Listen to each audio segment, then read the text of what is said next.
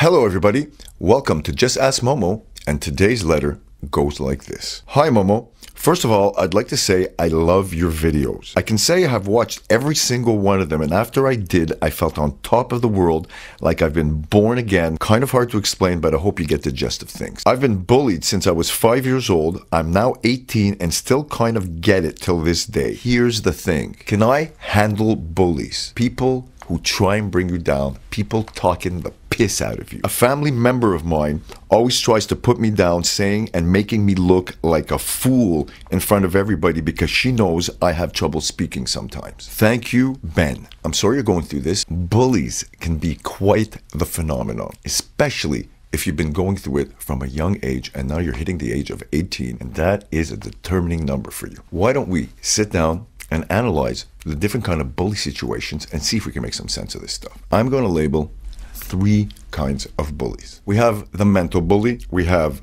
the family bully, and we have the physical bully. Let's talk about those mental bullies that you were first talking about. These mental bullies are people that you probably see at school, friends, so-called friends, or people who, you come in contact with every day. People who aren't happy with themselves. Well, don't expect them to be happy for you, because it's not going to happen. A lot of these people, especially at that age, they're rubbing off their unpositive hormones and letting it just fly around the neighborhood, bouncing off of other positive people to try and bring them down because they are not happy with who they are. That is where my theory comes in of what I always say: invest in yourself and get rid of these motherfuckers if they ain't doing anything for you. They won't be crying at your funeral. You don't need them, because every second that you waste on these guys and letting them mentally assault you is another second that you are wasting on not doing something for yourself. Priorities, buddy. This is what I'm talking about. Let's talk about family bullies. The family bully situation is a whole other ballgame. Family is supposed to be your family. Family is somebody that you're supposed to be able to go to when you're at the lowest point in your life. Somebody you're supposed to be able to trust. People that they're your skin, your blood, your ancestors. And damn, sometimes these are the guys that are gonna fuck you up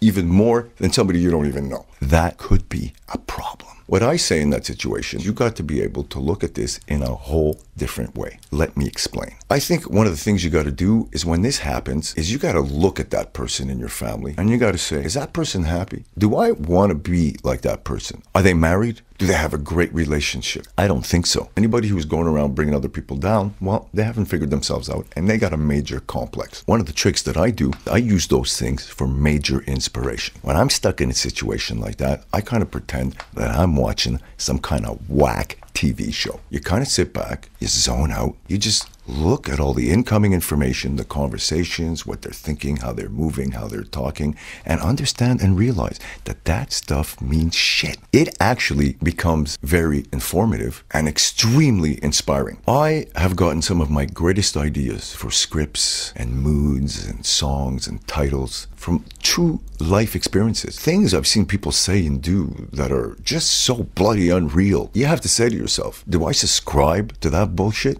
Or do I look at that from an outsider and say, wow, this is information? Shit, I would have had to pay a bunch of writers to come up with that kind of scenario because that dude is an entire character and I can't believe he does that shit in real life. Then we have the physical bully. The physical bully is a whole other situation. I can tell you that I've always used my mind and my words in order to get me in and out of situations, which I think is the strongest asset and the strongest weapon that anybody can ever have. Let's talk about a couple of tricks if you're ever in a physical bully situation. In the olden days, you'd have no choice but to get up and fight. I don't encourage fighting, so we will go to a more modern approach of how we can deal with a bully. These days, we have technology. One of the greatest weapons is your cell phone. It's amazing how a cell phone can actually terrify people. Tell you how. Guy's coming up to you and he's going to start messing with you. Well, it's very simple. You just pull out your camera on your cell phone, making a little movie of this guy threatening your ass, and then you flip it open and you say, look, dude, I am calling the cops right now. Let's say the guy turns around and gets pissed and grabs your cell phone and smashes it. Well, guess what? You can still call the cops and now you can file charges because this guy went out and messed with your personal property. I will give you the last resort trick. If you're ever going to get the shit kicked out of you in a bully situation, there's really one way out. You're going to have to become an actor. You need to fall to the ground. You need to bounce around like you're goddamn having a bunch of convulsions, foam coming out of your mouth, roll your eyes in the back of your head, bounce there a few times, and then pass out. Hopefully, these guys will get the message because they they think they did enough to you. That is what I consider to be the last resort way to pull yourself out of a stunt like that. Hopefully, we're never going to go in those kind of directions. Be strong, dude. You do not have to subscribe to people being bullies. Those are not the kind of people you want to be with in your life anyways. Go out, choose carefully, and if it ain't working for you, switch crowds. There's nobody else to go to in those days because you're in a small neighborhood and you're in a small school, whatever it may be. Well, guess what? Spend less time with those people and a little more time on developing yourself. Believe me, your new craft and your newfound joy will automatically attract those amazing people that you're looking to get in your life, and the bullyism will never happen again. I hope that helped. Thank you so much for watching Just Ask Momo, and peace out.